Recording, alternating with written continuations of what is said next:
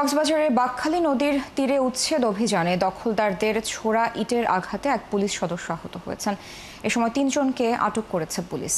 মঙ্গলবার সকালে কস্তুরাঘাট খুরুশকুল ব্রিজ সংলগ্ন এলাকায় ঘটনা ঘটে।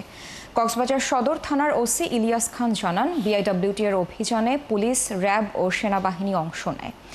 এ সময় দখলদাররা তাদের লক্ষ্য করে ইট পাটকেল ছোড়ে। পরে আইনশৃঙ্খলা বাহিনীর সদস্যরা পরিস্থিতি নিয়ন্ত্রণে এনে উচ্ছেদ অভিযান অব্যাহত রাখে।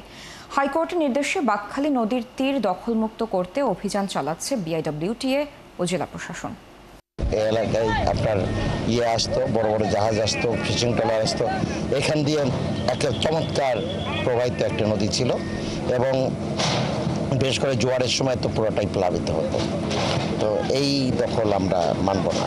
তো আজকে প্রথমে যখন উচ্ছেদ অভিযান শুরুর আগে মানুষের মধ্যে কিছু মিসকনসেপশন ছিল, কিছু বাকবিতণ্ডা হওয়ার মতো অবস্থা তৈরি হয়েছিল, কিন্তু আশাবাদের খবর হচ্ছে গিয়ে যে আমরা ওনাদের সাথে কথা বলে ওনাদের জিনিসটা বুঝাতে পেরেছি। পরবর্তীতে আমরা কোনো বাধা পাইনি।